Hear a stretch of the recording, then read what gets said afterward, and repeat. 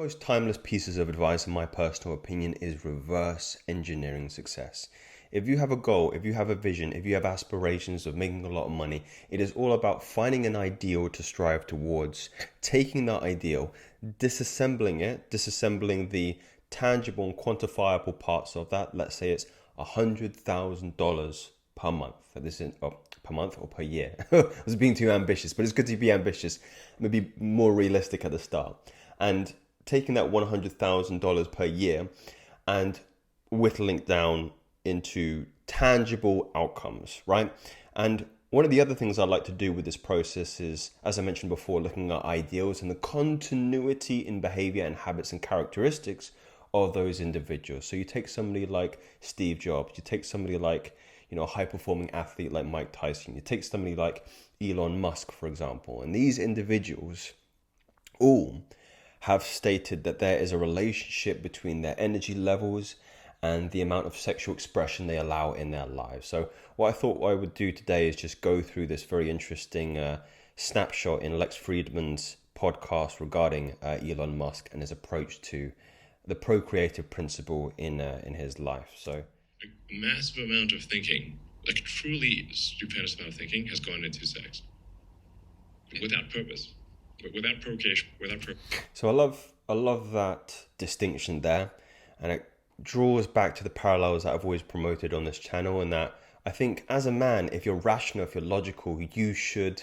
also hold these kinds of values as well. And it's a testament to what happens during the procreative act as your prefrontal cortex shuts down, your rational side of your mind shuts down, and you give over to your limbic system, right? You give over to the carnal sensations of the physical domain, right? And you go offline. But if you actually sit and think for not even a long while, if you just consider the resources, because that's fundamentally where you want to come from, is a place of resources. What do I have in order to build the life that I want? What time do I have, right? We all get 24 hours in a day. Some of us maybe have other pre-existing commitments that we have to allocate that time to, maybe children, maybe gym, work, of course, things like that. Or what about my financial assets, right? What part of my financial assets are going to maybe debt, maybe rent, maybe electricity, things like that. And you talk about what about your health assets, right? Your sexual health. How much of those assets are you allowing to needlessly go into pleasure without procreation, as Musk is kind of alluding to there? Because the creative act takes an enormous amount of power. If anybody's familiar with the Vedic dissemination of how much power it holds, is something like 40 drops of blood is equivalent to 1 drop of semen, right? And it's, again, the most creative force and the creative substance that we have within our bodies. And if we're constantly taxing ourselves on a daily basis in respects to going onto those illicit websites and constantly self-pleasuring ourselves and wasting this energy, then of course it's going to have consequences in our health, in our attention, in our cognitive abilities, in other facets such as our spiritual development as well. It's really the masculine principle, the masculine theory, to approach this aspect of our lives like any other resource. And I really think it's a testament to that idea that Musk is also congruent with that idea. Which is actually quite a silly action in the absence of procreation. It's a bit silly. Well, so why are you doing it? Because it makes the limbic system happy. That's why.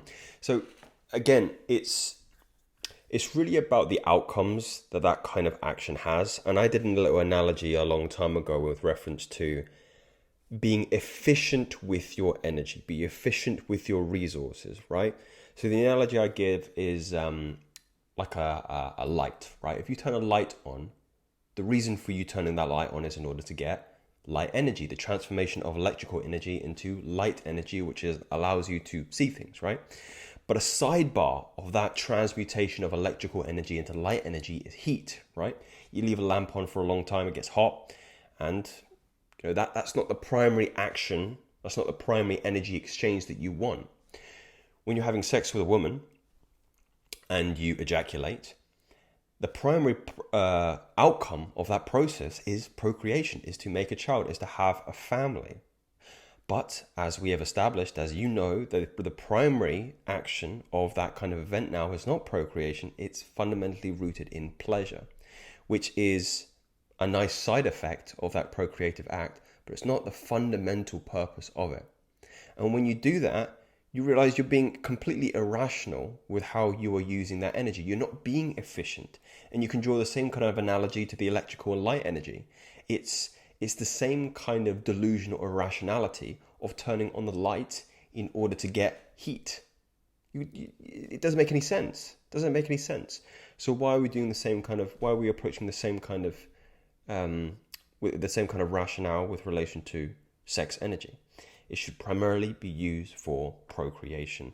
And if you don't, even if primarily pleasure, you recognize you're taxing yourself, you're taxing your nervous system, and your ability to reap the benefits of spermatogenesis, which happens at day, I think, around 70 and 80, where you reabsorb that energy and it better goes into the construction and health and well-being of your nervous system and other parts of the body. But it's pretty absurd, really. Well, the whole of existence is pretty absurd in some kind of sense. Yeah. But I mean, this is a lot of computation has gone into how can I do more of that with procreation not even being a factor. It really is remarkable when you sit and you deep that idea for just a moment. We all know we live in a very sexualized culture.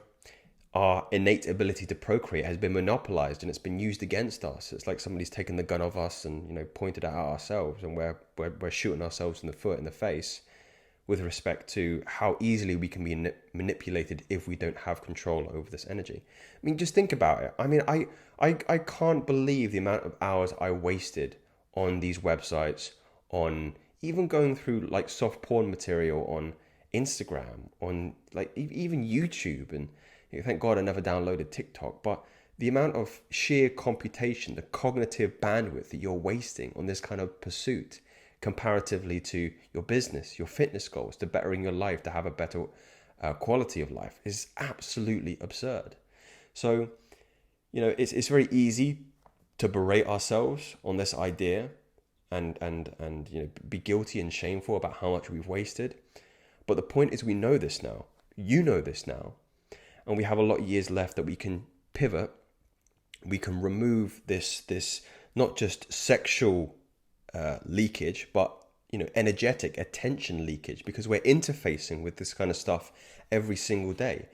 Maybe we remove these forms of temptations and we start to draw our attention back towards creative outlets, building businesses, having more attention and focus on our health and well-being, because that's really what's going to pay dividends. That's really what's going to be an asset. This other stuff, it's a liability. It's taking from us. It's not giving us anything. And when you fundamentally recognize that, I think it's easy to make the decision where you place your energy and attention into the future. And as I preface with reverse engineering success, Elon Musk hasn't done too badly in his life, I don't think. And it's interesting how not just him, but some of the other contemporaries that I mentioned before also hold this firm belief about the potency of where you place your attention and your sexual energy. Something to meditate on deeply. I don't believe these are theories. I believe they are facts. Speak soon.